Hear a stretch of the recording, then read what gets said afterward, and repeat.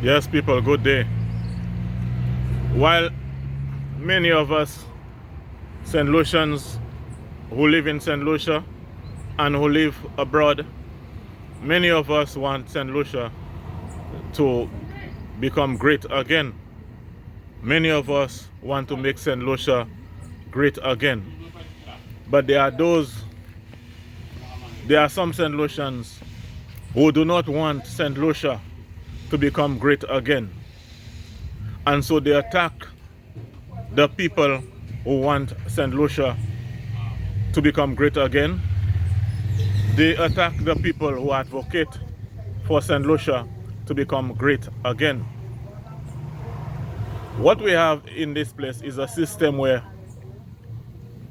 even some of the people who are so-called educated, much was given to them and much is expected in return from them.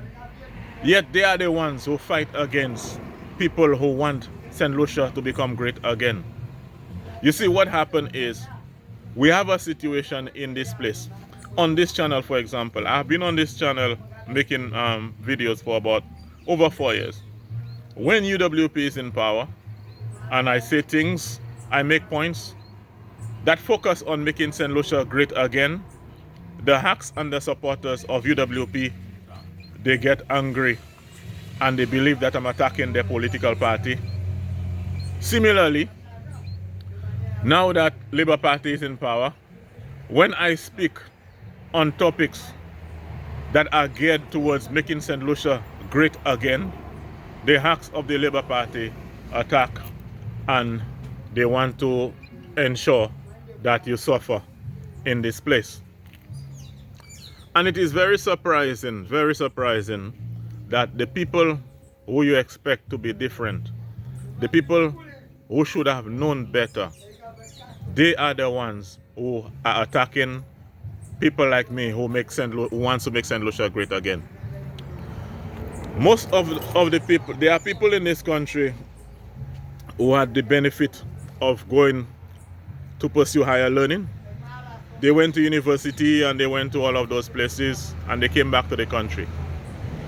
They say, some of them there, they say that they want to make contributions. But when I look at a lot of people, their whole thrust, their whole reason for being alive is to get rich at the expense of poor people or at the expense of people that possess less knowledge about how things work. Even those people who go to university, even if you're not somebody in the you do not study business or the social sciences, if you are a science person, they will ensure that you at least take one semester of sociology or philosophy. So in my case, I did philosophy for one semester because I was in the science area. But there are certain things that you should know and you learn in those things. For example, you had great philosophers like Aristotle and those guys. You had Nietzsche. You had many of those guys. And there is one that you had Socrates. But these guys were arguing and they were bringing forth discussions on, you had men like Plato. What constitutes a proper state, a country? They were coming up with arguments about life. What is life? You understand? What are the things that constitute a proper state, a proper country? And so these are all arguments, and all of the people who represent us, they should know or should have known about those things. That for thousands of years, philosophers and different thinkers have been coming up and postulating on what constitutes the ideal state, or what are the things, the ideas that a state supposed to embrace in order for it to be successful. You have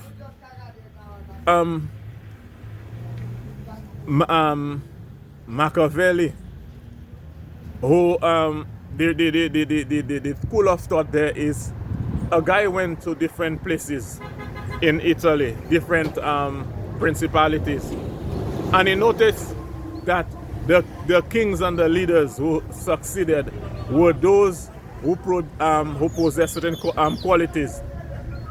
They will appear to be nice, they will appear to be friendly and good and kind, but then they will use brutal force, brutality, savagery, or whatever to achieve stability in their country or in their province.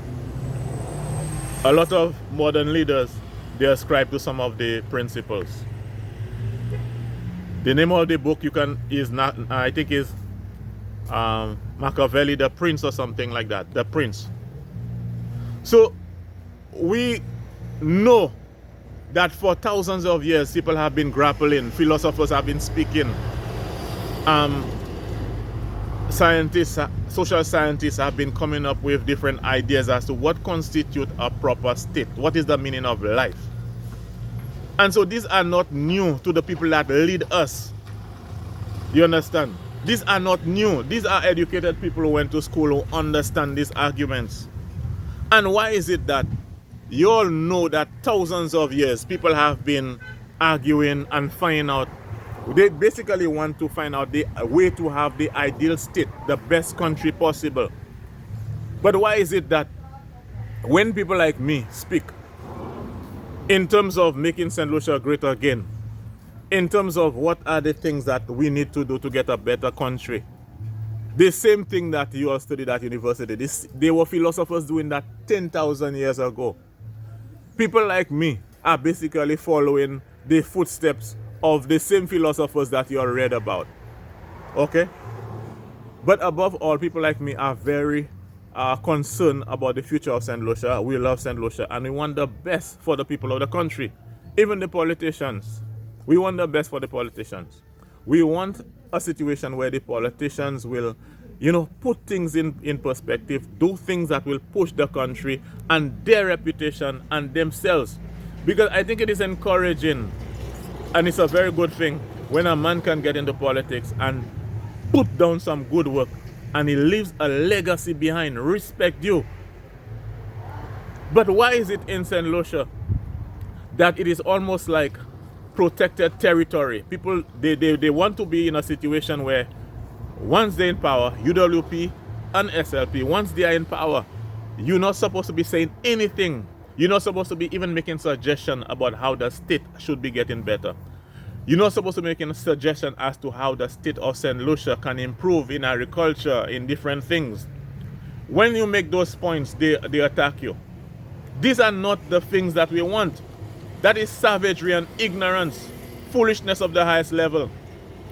And the dog should be wagging the tail. And what we see sometimes is the tail wagging the dog. You have situations where you have supporters of different people that are in power. You have very brutal, unwise, and very ignorant party hacks and supporters. And they are the tail, but they are wagging the dog. They are the ones who are causing some of these politicians to make some of these bad decisions that they are making. And so we have a situation where even at rum shops, men will discuss, they will plan for people to be fired. People who transport children to school, they plotting and planning that they'll find a way when the party gets in power, or if the party in power, to make those people lose their contract. And some of these people have responsibilities like everybody else. And some men who are supposed to be leaders listen to these ignorant and baseless arguments and make people suffer as a result of that. And these things, we need to talk, we need to speak against those things. There are people who know better, who have good jobs in the society, very knowledgeable people who are supposed to be there giving their thoughts on how the state should be better, but they say nothing because they believe that they will not get promoted or whatever within their system. So they say nothing. Just let the people perish, let the country go down the tubes. This is not how it's supposed to be.